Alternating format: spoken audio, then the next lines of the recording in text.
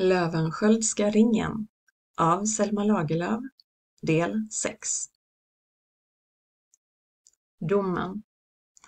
Hos oss i Värmland hade vi branta backar och trånga stugor, men det fanns alltid en som tröstade oss. Man skulle kunna tro att det handlade om Guds ord, kärlek eller något annat högtidligt. Eller kanske sprit eller tärningsspel. Nej, det var inget annat än en brasa. Såväl fattiga som rika hade en hemtrevlig brasa att elda i och sitta framför och berätta historier om kungar och hjältar. Nu satt folk och pratade vid sina brasor om de 3 männen i häktet. Hur var det möjligt att någon av dessa var skyldig till ett sådant illdåd? För det första var Erik Ivarsson en förmögen man. Ingenting dyrbart i världen kunde väl få honom att lockas till att begå ett sådant brott. Brodern Ivar var visserligen fattig, då han hade gett bort allt han ägde, men han bodde hos Erik och fick allt han behövde. Så varför skulle han mörda och stjäla? Det man visste om Paul var att Ivar och Erik höll av honom mycket och att han skulle gifta sig med Eriks dotter Marit. Paul var född i Ryssland. Ivar hade varit fånge där och tagit föräldralöse Paul med sig när han fick komma hem till Sverige. Nu skulle Paul gifta sig, och varför skulle han riskera denna lycka? Domstolen höll ting, och i brist på bevis ansåg de sig tvingade att frikänna männen. Domen skulle emellertid granskas av hovrätten, och hovrätten ansåg att karlarna var skyldiga och borde hängas. Men inte heller hovrättens dom verkställdes. Det bestämdes att kungen skulle döma, och denna dom lästes upp i kyrkan. Eftersom ingen av männen ville erkänna brottet, så skulle Gud avgöra vem som var skyldig. Detta skulle göras med tärningskastning.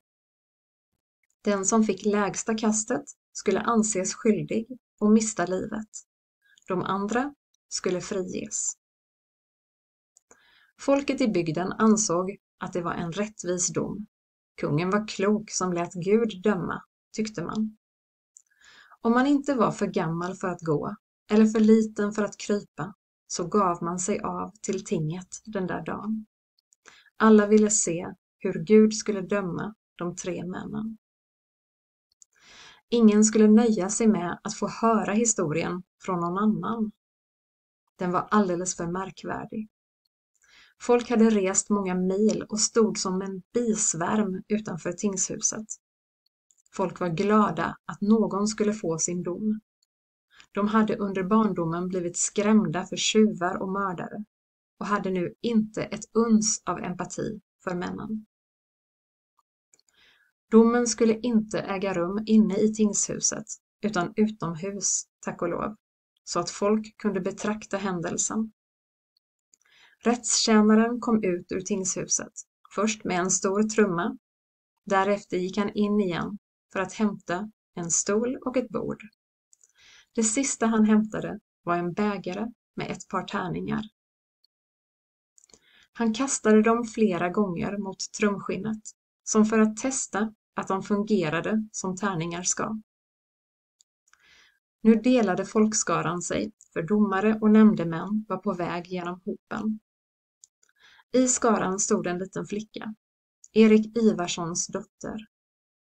Folk var från vettet denna dag och ställde underliga frågor till flickan. Vem vill du helst ska bli hängd, din far eller din blivande make? Varför ska du ha en så bra plats när du är dotter till en tjuv? Flickan hade varit med på rättegångens alla dagar och inte gråtit en enda gång, som om hon var säker på att de skulle bli frigivna. De anklagade hade fått nytt mod tack vare hennes närvaro och känt att det åtminstone fanns en som trodde på dem.